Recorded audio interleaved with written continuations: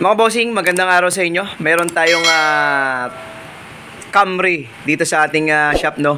Ang issue ng ating kliyente, mga bossing, mga na-encounter na rin siguro niyo ito at baka may mga ganitong issue sa inyo na hindi makita-kita yung problema. So dito sa atin, medyo na tsambahan natin. Mga bossing, ang issue niya, nagbi-blink yung ating pinakang AC ng ating compressor. Ito mga bossing, ito yung pinakang panel ng ating AC.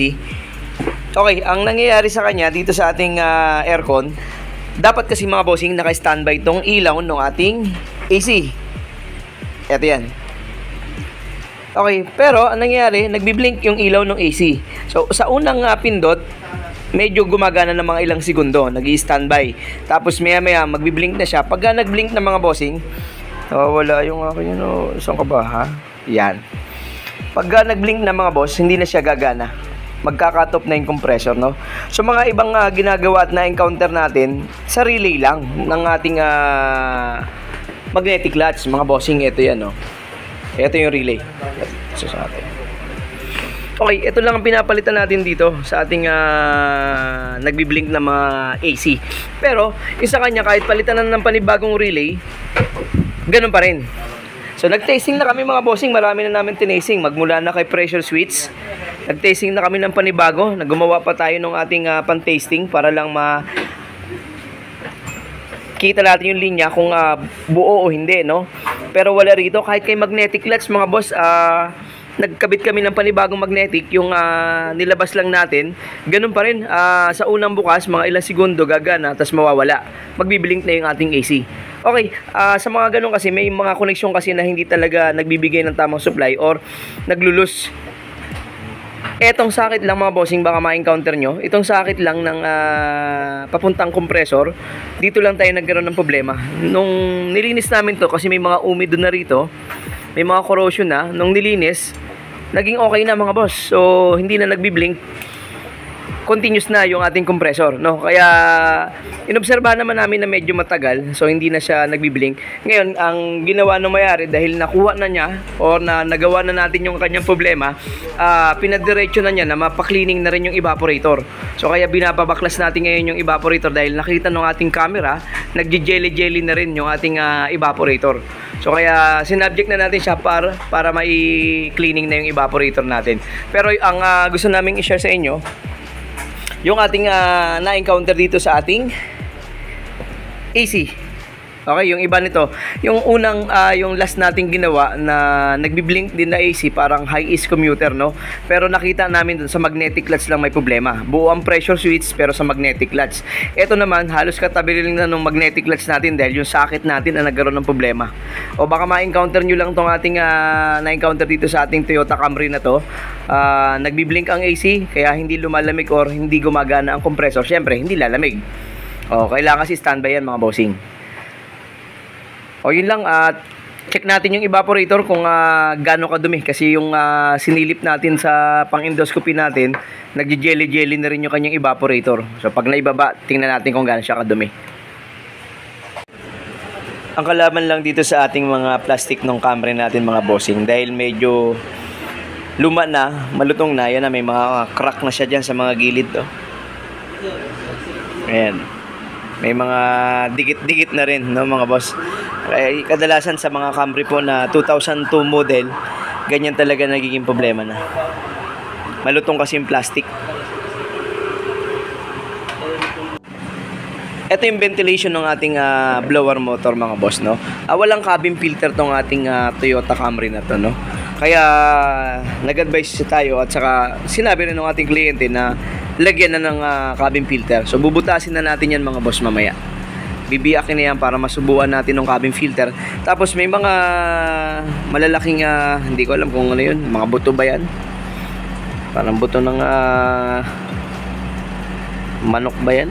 O kahoy.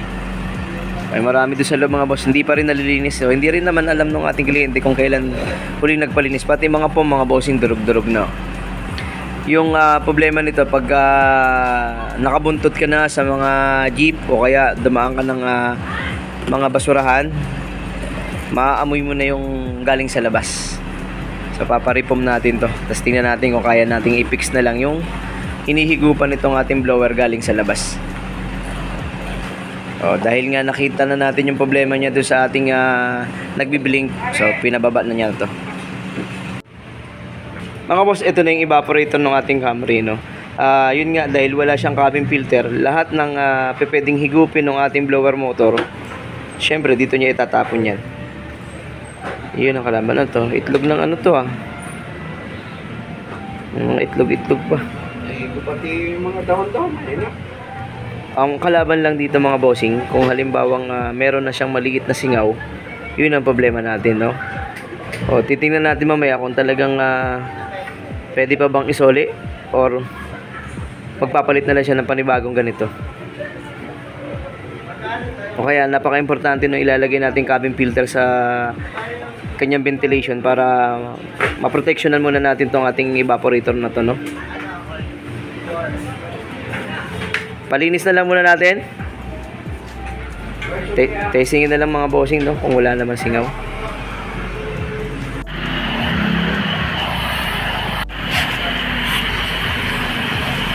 Ayaw dito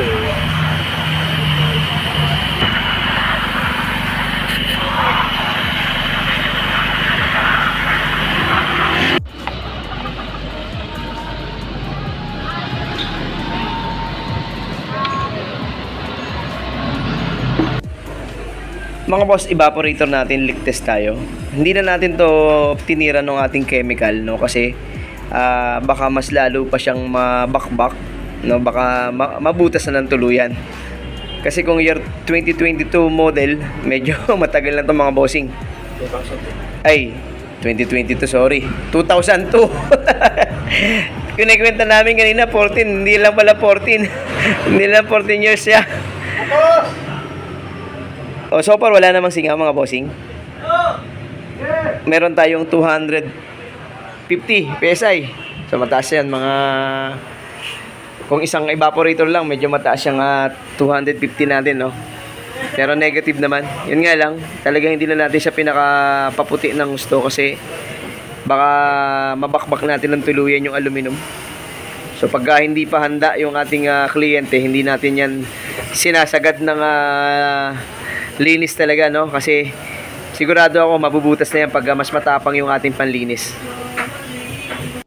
Okay, pinarepom na rin natin yung ating mga nakitang nasira o nadurog ng mga foam, mga bossing, sa ating mga dugtungan.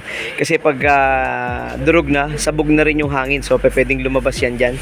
Sasabog yan dun sa ating windshield natin, no? Yan ang itsura ng ating Camry, mga bossing.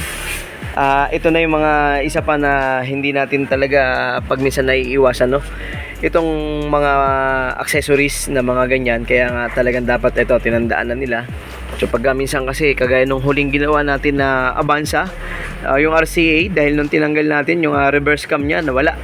So sa amin, mas maganda pang baklasin namin yung stock lang lahat ng mga sakit, no? Pero pag may mga accessories na hindi lang to, napaka-konti pa nito.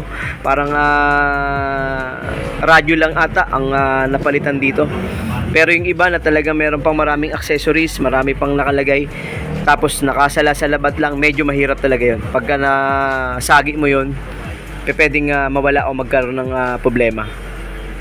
Ngayon, tanggal dashboard tayo para makuha natin yung evaporator.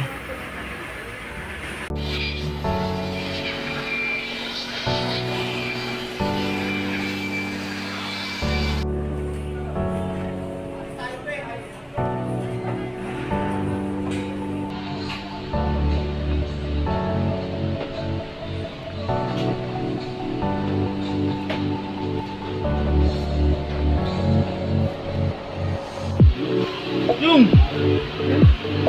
Hindi na. Okay mga bossing, binubuo na yung ating dashboard, tapos maglulod tayo ng Freon. Ayun kasi yung ating bulb mga bossing, nakitaan ko siya kanina ng medyo tuyot na yung pinakang hotline, yung pinakang maliit natin na tubo dun sa papuntang bulb, no? So maganda sana kung ma-flashing na yung system, no? So yun ang i-offer natin sa ating kliyente sa sunod na trabaho nito. Pa-general cleaning natin lahat. Pati compressor mga bossing, papababa natin. Yun lang naman talaga ang issue niya, yung nagbi-blink na yun, na hindi talaga lumalamig mga boss, dahil nga hindi gumagana ng dire-diretso yung compressor. Mamaya testingin natin, baka mamaya na nabaklas na, mag-blink ulit.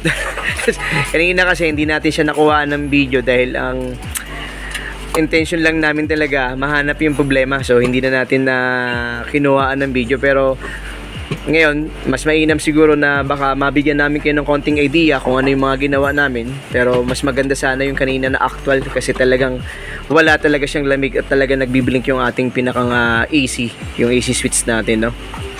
Mamaya tingnan natin pag nakikabit na natin kung magbiblink pa yung AC na yun, kasi yung nahuli natin sa kanya yung socket nya na nagkaroon ng umido o ng corrosion. Mga bossing, ito yung AC na sinasabi ko na nagbi-blink o nagpapatay sindi, no? So pagka hindi naka-standby itong ating ilaw ng AC, nagbi-blink, hindi gumagana yung compressor o hindi gagana yung compressor. So ibig sabihin lang doon, meron siyang problema sa electrical. At ang isang issue na nakikita at na-encounter natin dito, yung relay. So, pero ito sa kanya, nagpalit na ng relay, negative pa rin. Nag-testing na kami ng pressure switch, negative pa rin. Nag-testing na kami ng sensor ng thermistor o yung thermostat natin, negative pa rin. Buti na lang nakita natin yung socket dun sa labas na hindi nagko-contact na maganda dahil dun sa kanyang corrosion, no? So, yun ang isang naming na-encounter. Kasi kadalasan sa mga na-encounter natin na nagbi-blink ng ganito, sa relay lang. So, solve na, no? Kaya nga sabi ko, kung hindi makukuha dun, ang pinagbibintangan na namin itong pinakang switch natin, kasi may module pa to mga bossing eh.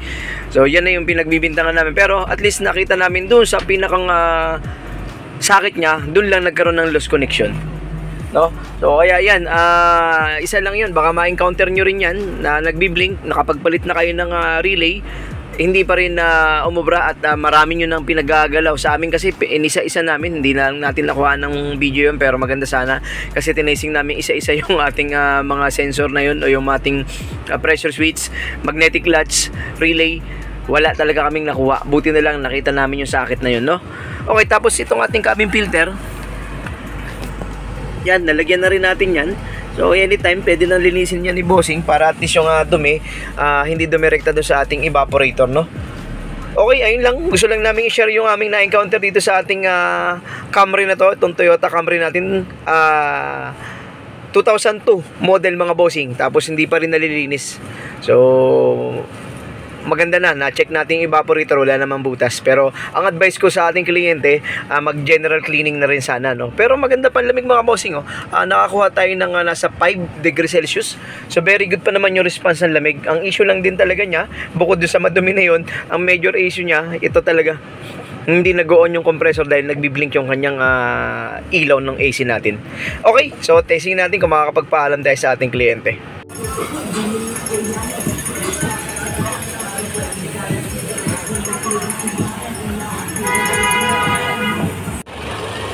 Mga boss, yung nakuha naman nating reading sa kanya, very good pa naman, no? 30 yung low side, o wala namang 175 yung high side, oh. So very good naman, nag-automatic din naman. Good naman na yung lamig sa loob, 5 degrees Celsius, so very good. At syempre, magpapasalamat tayo sa ating kliyente, kay boss, anong pala yun? Joms. Ayun, oh, Makati, taga Makati si bossing. Ilang shop na ba yung pinuntahan mo? Pang-apat na to. Ayun mga boss, pang-apat na kami na nang hula ng problema ni Sir Joms, no? Pero kahit pa paano naman, nahuli naman namin. At syempre, sana hindi na magkaroon ng trouble dahil syempre mga bossing, medyo mahirap talaga ang gastos, no? Lalo na kung talagang kailangan palitan yung parts tapos medyo mahal. Kagaya nung kung halimbawa mapupunta sa module yung problema, medyo gastos yun. Buti na lang at yung socket na yan mga bossing, baka ma-encounter nyo nga, kaya natin to binidyo para kahit pa paano baka makuha nyo ng konting idea. Dahil nagapang na namin lahat, magmula kay magnetic latch, pressure switch, relay, kompleto na kami. Na-testing na namin lahat pero hindi namin nakuha. Hindi lang talaga nakakuha tayo nung paano siya nagbi-blink, no? Pero yung socket na yun ang may kasalanan. So na-adjust lang namin yun, nasigipan lang namin, nalinis ang namin, naging okay na. So baka lang may mga ganun ding scenario na problema na hindi nyo makuha-kuha. So bago kayo magpalit ng ibang pyesa, try nyo rin muna ma-testing yung socket na yun ng kanyang compressor, no? Okay, ayun lang mga boss, share lang namin tong aming Toyota Camry na na-encounter kay Boss Jom na sasakyan na yun, no? Salamat bossing, salamat sa pagpunta. Okay, yung mga boss, yun lang naman. At syempre, ingat lagi. God bless sa ating lahat. Thank you.